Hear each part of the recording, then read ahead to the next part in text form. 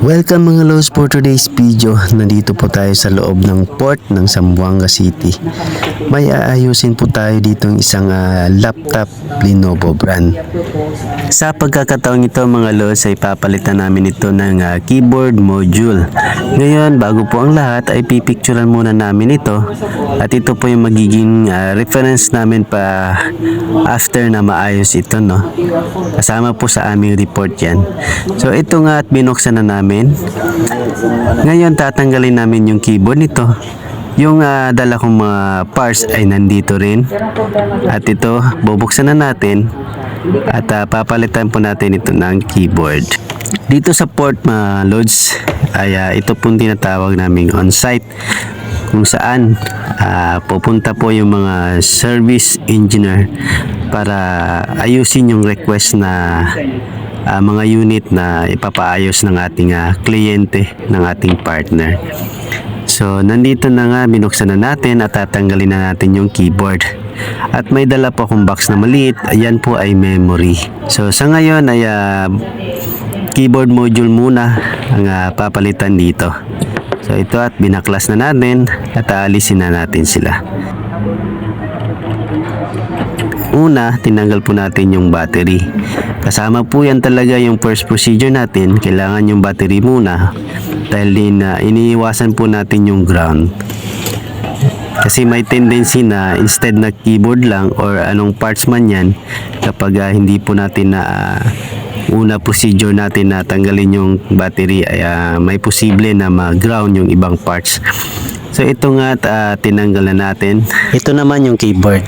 Kung makikita nyo, isa-isa po yan talagang tinatanggal at buo. At ito po yung keyboard module. Buo po talaga yan siya papalitan, no? Kasama dyan yung touchpad.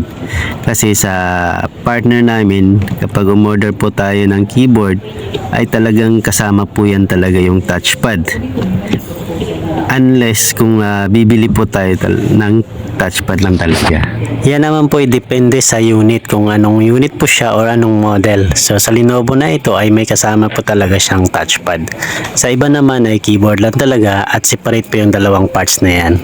Ngayon mga lods ay i-assemble na po natin siya. Una ikakabit natin yung mga cables and media drives nito. At kasunod naman dyan yung battery.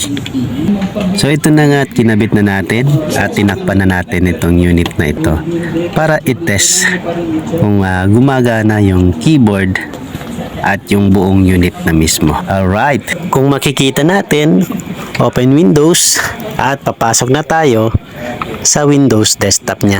Ito, tinesting na at idadiagnose na po siya para makita yung status ng unit. Kung okay na, ay go na po tayo. Alright, at ito, nilagay na natin sa karton yung old parts at maglalagay na kami ng technical report para sa kanya. So ito po yung mga ginagawa naming technical report. Kasama dyan yung picture ng kliyente namin at saka yung technical report para din sa kanila. So may copy din, dalawa po yan. Isa sa client at isa sa company. So ito at tapos na, kami ay palabas na ng port area.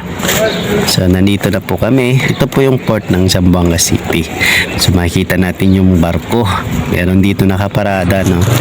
So ito po yung loob ng port. Sobrang lawak po dito mga lods. So, hindi lang po first time kundi maraming beses na rin po tayong napasyal dito sa loob ng port, no, ng Zamboanga. Ayan po yung nagkataon po dito, no, dahil ito po ay noon time, so wala po masyadong tao. Siguro nag-rest po yung iba. So ito lang po yung maganda dito dahil kapag nasa on-site ka, marami rin po tayong matututunan at madadagdagan po ang ating kaalaman sa pag-aayos ng mga personal computer natin or laptop natin. Alright, kami ngayon ay palabas na ng port dahil kami ay pabalik na sa opisina at hanggang sa muli mga Lodi. Ingat po. God bless.